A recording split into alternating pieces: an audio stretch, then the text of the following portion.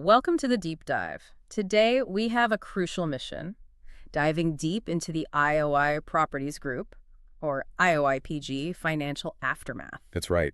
We're analyzing their Q1 FY2026 report, which just came out on November 24, 2025. And this is more than just a routine update. We did a deep dive on their Q3 results last year when they made that massive South Beach acquisition in Singapore. We did, but we skipped Q4. Yeah. So this Q1 report, it's really our first full look at the consequences and the rewards of those huge strategic moves. The results are startling. They absolutely are. The headlines are screaming massive paper profits, but our job is to look past that initial flash. We need to dissect the core operational strength segment by segment and really evaluate how they're handling the elephant in the room. The debt. The substantial debt load that came with those prime Singapore assets. Indeed. It's about separating the accounting magic from genuine operational execution. Exactly. And before we jump into those numbers, if you appreciate us taking these dense reports and, distilling them for you, please take just 2 seconds right now. Please do. Click like and subscribe to our YouTube channel. It is genuinely the single best way to support what we do here. It makes a huge difference. Okay, let's unpack this.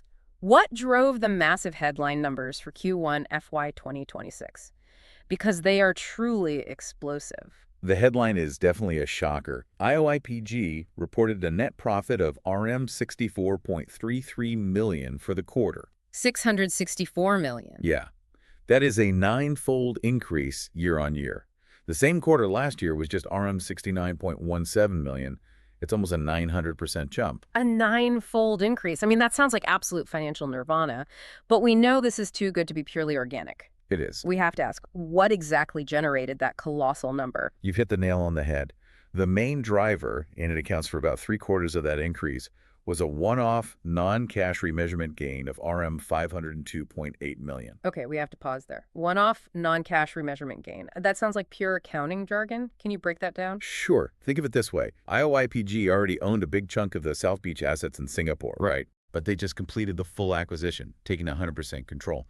Accounting rules say when you do that, you have to remeasure the fair value of your original stake. Ah, so you revalue what you already own. Exactly. And since the market value of those assets, the JW Marriott South Beach Tower, has gone up, they get to book that paper gain immediately. So it's a brilliant way to crystallize the value, but it's non-cash. No actual money entered the bank from this specific item. Precisely. No money in the bank.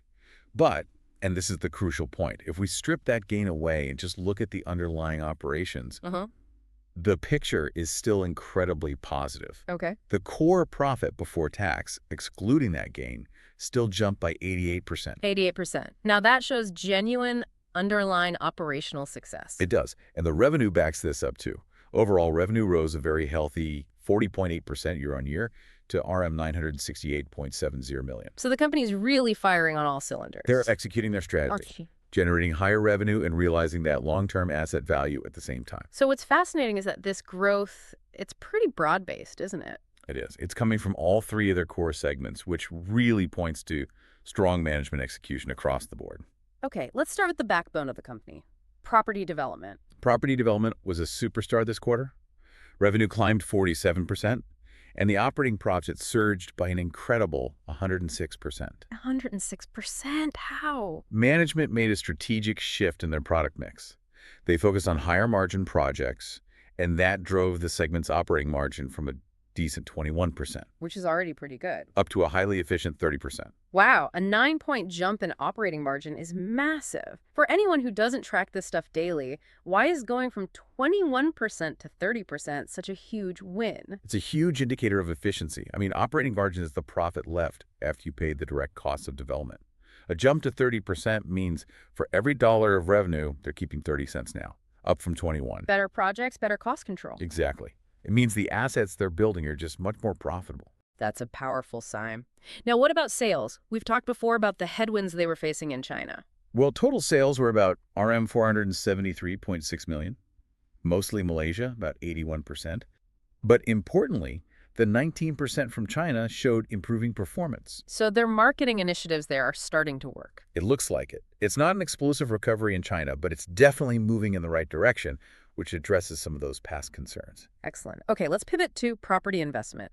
This is where the future cash engine really is, especially with Singapore. Right. Revenue for investment was up 31%. And this was boosted by the new South Beach assets, IOI Mall de Mansara, and the real key driver, IOI Central Boulevard Towers in Singapore, IOI CBT. And the leasing update for IOI CBT is just phenomenal. It is. The commitment rate has now risen to a very high 95%. That's up from 88% just last quarter.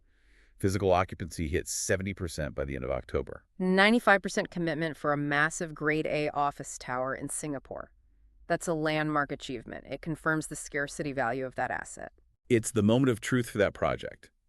IOI CBT was an earnings drag for a long time, costing them money. Right, during construction. Exactly. But with 95% committed, management expects it to flip. It's going to go from a drag to a significant, consistent earnings contributor from the second half of this financial year. And that's the kind of stable, high-margin rental income that anchors a property giant. That's the goal. Okay, finally, hospitality and leisure. Revenue is up 44%, but operating profit fell by 28%. What was the glitch here? It's an explainable glitch. It's all about new assets. The profit dip was entirely due to ramp-up costs for the new Sheraton Grand Shemin Jimei Hotel in China. So startup costs, basically. Exactly. When you open a luxury hotel, you have huge costs for hiring, training, initial discounts, build occupancy, all that stuff. So it's a short-term investment that dragged down the whole segment. And management expects the upcoming Visit Malaysia 2026 campaign to give them a nice tailwind. That's the plan. Okay, here's where it gets really interesting. We can't talk about these massive asset wins without talking about the debt. After the full South Beach deal, how high is the debt load now? The debt load is substantial. It's the primary concern for most analysts. Net gearing rose sharply to 0.95 times. 0.95. That's up from 0.7x. Significantly up. And this jump was because of an additional RM 6.2 billion they drew down to finance that South Beach acquisition. Analysts universally flag this 0.95x figure as the limiting factor right now. Let's define net gearing quickly. Why is 0.95x a limiting factor? It's your total debt minus cash divided by shareholder equity. So 0.95x means their net debt is almost equal to the entire value owned by shareholders. And most stable property companies aim for what, 0.5x or less? Often less, yeah. Yeah. So while 0.95x is manageable with their quality of assets, it really limits their ability to borrow for any future growth, and it exposes them to interest rate swings. Speaking of volatility, we know a massive 84% of their borrowings are in Singapore dollars. Correct. RM 25.8 billion in total borrowings, and 84% of it is SGD. That's a huge macro risk. However, there's a bet. There is. Management deployed a great short-term mitigation strategy. They highlighted that the easing Singapore overnight rate average, or SORA, is really favorable right now. SORA, that's the key interbank rate in Singapore, correct? How much relief did that give them? Precisely. It's the benchmark for SGD loans. The easing SORA rates let them drop their SGD loan rates from a high of 4.88% a year ago down to a much more palatable 2.65%. Wow, that's a huge drop. It is. That shift alone reduced the group's overall finance cost by 12.1% in Q1, a massive savings. That relief is huge, but let me push back a bit here. You said 84% of their debt is in SGD. While SORA is good now, doesn't that leave them hugely vulnerable if, say, the U.S. Fed drives rates back up, pulling SORA with it? That high debt is only temporarily shielded. That is exactly the right question to ask. The 0.95x gearing means they're riding the nice edge of interest rate sensitivity. The current rate drop is a huge help. But any swift tightening cycle could immediately translate into higher finance costs, and that would squeeze that 88% core profit increase we were so excited about. So they can't just rely on temporary rate shifts? No, absolutely not. So what's the long-term structural answer to getting that 0.95x gearing down? The primary plan, the one they always talk about, is the highly anticipated REIT listing. Okay, the REIT. So what does this all mean for the IOI REIT listing? Management is moving forward aggressively on it. They're targeting completion by the end of calendar year 2026. The goal is simple: monetize prime assets to structurally reduce that debt. And which properties are they planning to inject into this REIT? The initial portfolio is expected to include the flagship retail asset, IOI City Mall. Which is one of the largest in Malaysia. It is. It will also include selected office assets. They specifically mentioned IOI City Tower 1, which is fully committed, and selected hotel assets. So high-quality, stabilized income streams. Now, is spinning off your best income-producing assets actually a good thing for existing shareholders? Or are they just selling off the crown jewels? The consensus leans positive.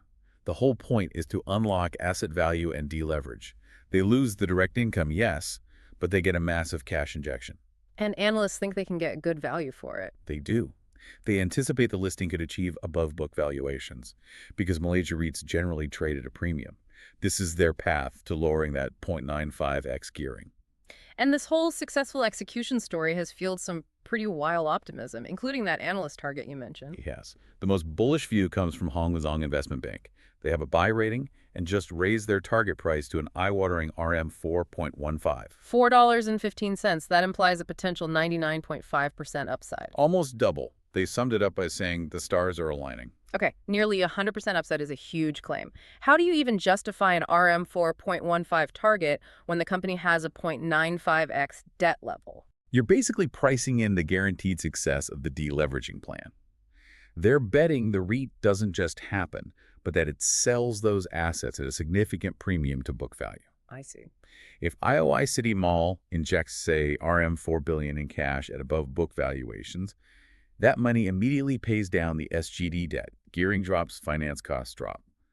The RM 4.15 target assumes they execute flawlessly. But we have to note the skepticism, of course. Oh, absolutely. Others, like MBSB Research and Kananga Research, are much more cautious. They have neutral or market perform ratings with price targets closer to RM 2.30. So much more conservative. Their caution comes directly from that 0.95x gearing. They're basically saying, show us the cash from the REIT first, then we'll believe the aggressive valuation. Let's bring this back to our own internal score. In our Q3 deep dive, we gave IOIPG a financial Moat score of 6 out of 10 because of that debt risk. Now we're seeing an assessment of 8 out of 10. Why the huge jump in confidence? The jump reflects the confidence in management's execution. The 610 was based on the risk of the acquisition. The 810 is based on the successful realization of the asset value. They prove the strategy works. So what exactly justifies that 8 out of 10 score now? The core long-term value is undeniable. They own prime, irreplaceable assets like IOI CBT and South Beach, the operational wins IOI CBT hitting 95%, development margins hitting 30%, the successful consolidation. All of that strengthens their execution moat. Let's use our analogy to make this clear for everyone. The analogy is perfect here. The moat is like a medieval castle built on granite.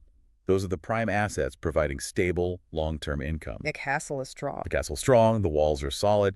However, the recent acquisitions required heavy borrowing, which means the treasury is temporarily exposed. That's the 0.95x gearing. Got it. The 810 score reflects the massive strength of the castle, but that temporary vulnerability keeps it from being a 9 or a 10, at least until that debt is structurally reduced via the REIT. That brings us to the end of this incredibly complex deep dive. So, to recap. Go for it. IOIPG delivered massive Q1 profit, driven by that crucial non-cash gain on a Singapore asset, which confirms its value.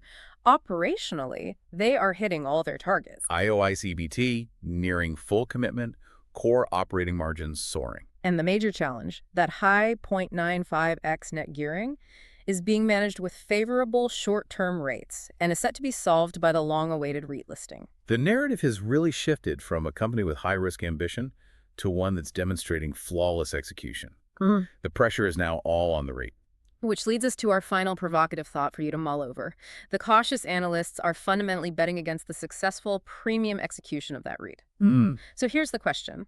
If the REIT proceeds at above book valuations as planned, does that aggressive RM 4.15 target start looking less like a wild long shot and more like a mathematical certainty based on asset realization? That is the pivotal point, and that's a high-stakes bet being played out in the market right now. Thank you so much for joining us on this deep dive. We hope this gave you the clearest picture possible of where IOIPG stands. Hope so. Don't forget to like this deep dive. Comment below with your thoughts. Do you think the REIT can really achieve those premium valuations? Subscribe for more insights just like this. We'll catch you on the next one.